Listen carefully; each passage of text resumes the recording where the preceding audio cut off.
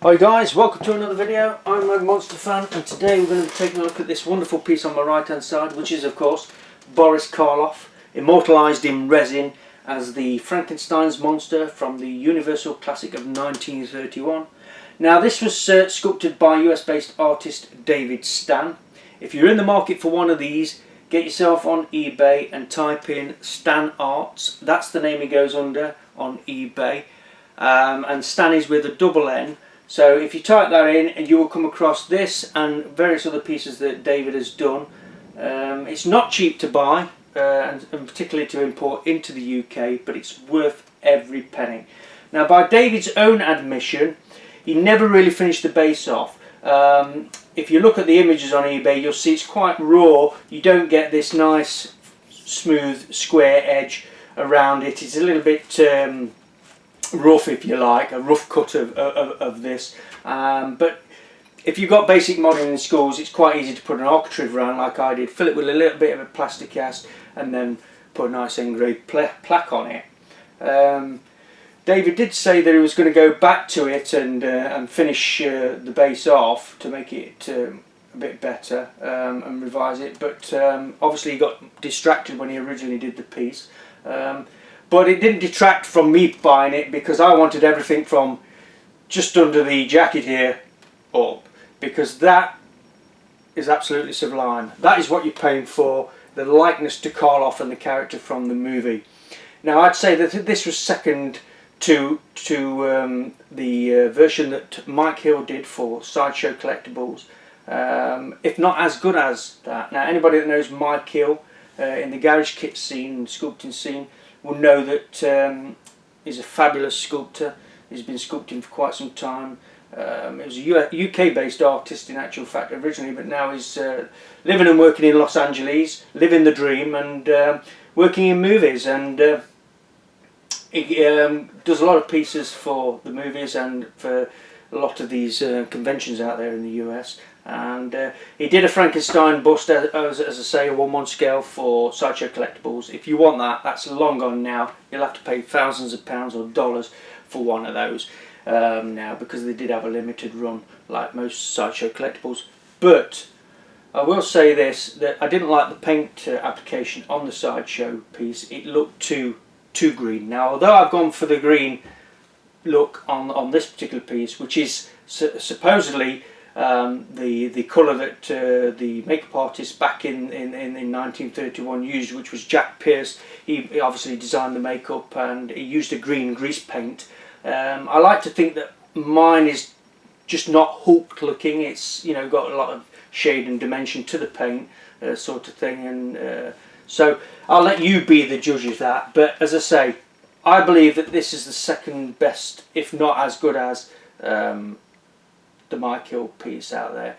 Now there was a piece that StannArts did, a pre-painted piece some years ago, that has been bootlegged to death in both resin and vinyl. Originally it was a resin pre-paint, but I don't think that was really as good as this. It certainly wasn't as good as this in terms of the likeness to Karloff and the Frankenstein's monster. But again, that's just my opinion.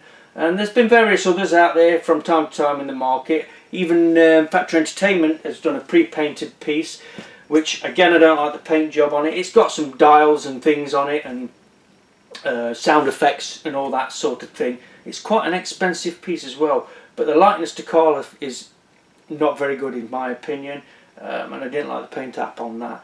So when I stumbled across this, I thought, wow, I was really impressed by this. And I had to buy it. Now on the base here I just added some textured paint. I used some plastic coat to give it like a black stone look, whilst keeping a smooth matte black on this architrave here around the sides. I even sprayed a little bit of the textured paint on the jacket and then dry brushed it, well, sprayed it matte black and then dry brushed it with a little bit of grey to give it a weathered look. Because I thought that added a nice bit of extra texture on the jacket using that textured paint. Anyway, we'll bring the camera in, have a good look around it, judge for yourself. Like I say, if you're in the market for one, Google 1:1 scale bust. You'll see it come up with an image of it come up with StannArts logo across the bottom. or just simply go onto eBay and type in StannArts or 1/1 scale Frankenstein busts. So let's go and have a closer look at it now and see what you think to the paint applications and the actual sculpture.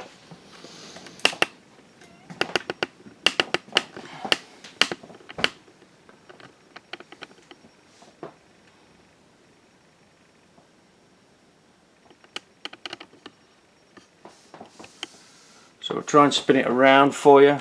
It's going to be a little bit tricky, but it's quite weighty. It's a good piece of resin, this is.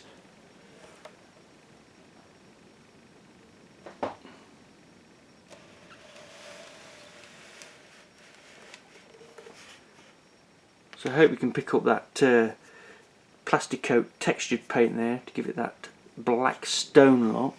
And as you can see, I did a light coat over the jacket just to give it a bit more texture.